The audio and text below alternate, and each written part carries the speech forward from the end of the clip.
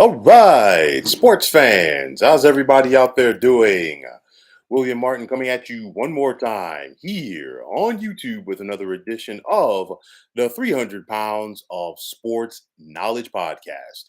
Now, it's the beginning of September, and with that said, the St. Louis Cardinals have definitely hit their stride. Now, after beginning the second half of this MLB season, with a record of 50 and 44. Since then, the Cardinals are 27 and 11. St. Louis over that stretch has not lost consecutive games. Pardon me, they had one two-game losing streak, excuse me. But for the most part, they've taken control of the National League Central as they enter play today with a 7.5 game lead over the second place Milwaukee Brewers. And when you think about this Cardinals team, plain and simple, something old, something new, something borrowed, and something blue. And of course, the blue meaning the throwback blue unis that they tend to wear periodically. Something borrowed, some guys that they've gotten trades, and then something old. You look at some of the veterans that are getting it done on this team. You still have Yadier Molina, not an everyday catcher like he was in his prime, but still, his mind is super sharp, and he is definitely an asset to this team as he's an additional coach when he's out there on the field, and honestly, when he's in the clubhouse and in the dugout as well. But you think about the return of Albert Pujols for his swan song here in Major League Baseball. And for Pujols, he's closing in on a historic milestone as he has an opportunity to get the 700 home runs before the end of this season. And if Fat Albert were to do that, he would join only Barry Bonds, Hank Aaron, and Babe Ruth as the only players in the illustrious history of Major League Baseball to reach the feat. You think about Adam Wainwright; he's a veteran. His win-loss record is hovering around 500, but you don't pay attention to the record. You pay attention to what he does every fifth day that he takes the mound. And plain and simple, Adam Wainwright knows how to pitch. He consistently gives his Cardinals team quality starts. You look at just about every start this season, he's given his team an opportunity to win when he takes the mound. And that's what being a crafty and veteran and smart pitcher is all about, not to mention the way that he rubs off on the youngsters in this Cardinals rotation. You think about Nolan Arenado and Paul Goldschmidt in the middle of the St. Louis lineup, two infielders that the Cardinals acquired via trade in recent years from National League West teams. Of course, Paul Goldschmidt, the former Arizona Diamondback, and then Nolan Arenado, the former Colorado Rocky. But put them together and you see what they're doing. And it's all like you have two guys in the middle of that St. Louis lineup, and both of them are making very compelling cases to be the National League MVP this year. And, talking about these Cardinals, like I said, they were only a few games over 500 at the beginning of the second half of the season. And then they started off by losing 2 out of 3 in Cincinnati to the Reds. But I think for me, in my opinion, the St. Louis team really began to catch their stride uh, last month at the beginning of August when they swept the New York Yankees at home. And to me, ever since then, St. Louis has not really looked back. They took 2 out of 3 at home from Milwaukee. That was a very big series right there.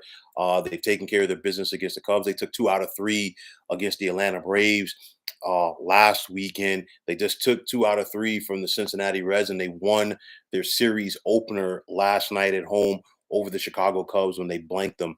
And for the Cardinals, I really think that this team is going to win the NL Central. At the beginning of the season, I pegged it to be a race to the finish between the Cardinals and the Brewers this season. However, the Brewers have began to falter, and then on the flip side, St. Louis has taken their play to another level. And with that said, now we see the separation and 7.5 games between the Brewers and Cardinals. And for my money, it's going to be very difficult for Milwaukee to make up this deficit at this point because St. Louis has a very favorable schedule coming down the stretch here. They got 2 more this weekend with the Cubs at home, 4 at home this week or next week rather against the Washington Nationals. They have plenty of games left with both the Reds and Pittsburgh Pirates.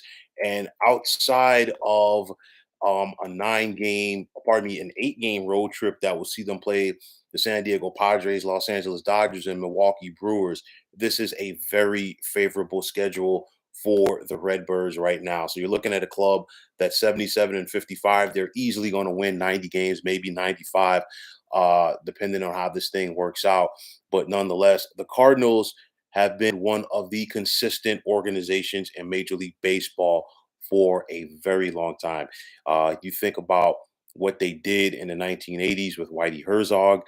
They came back in the 2000s, were once again a strong team, and even in years before that, with the likes of Bob Gibson, Kurt Flood, Tim McCarver, and Stan Musial, and I can just keep going down right down the list of quality players that the Cardinals organization has turned out. But nonetheless, fast forwarding back to the present with the current St. Louis Cardinals, this team they've got their stride right now and they've hit it. And I think they're going to be a very dangerous team in the postseason. This National League playoffs is really shaping up to be an interesting battle. You have the New York Mets, you have the Los Angeles Dodgers, you have the San Diego Padres, and let's not forget the defending World Series champions Atlanta Braves. But then you also have to put these Redbirds in that mix as well. So the Cardinals have got their stride. They're looking good. And this is a team that looks like they could really do some damage next month in the postseason.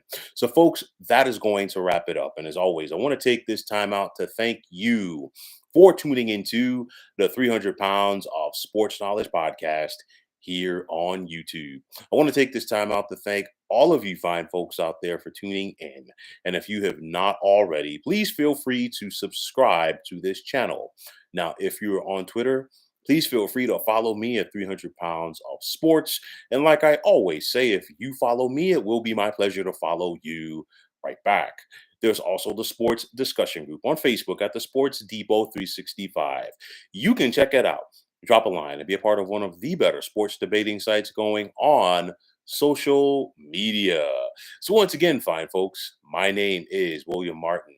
I am signing off, saying take care and have yourselves a wonderful day.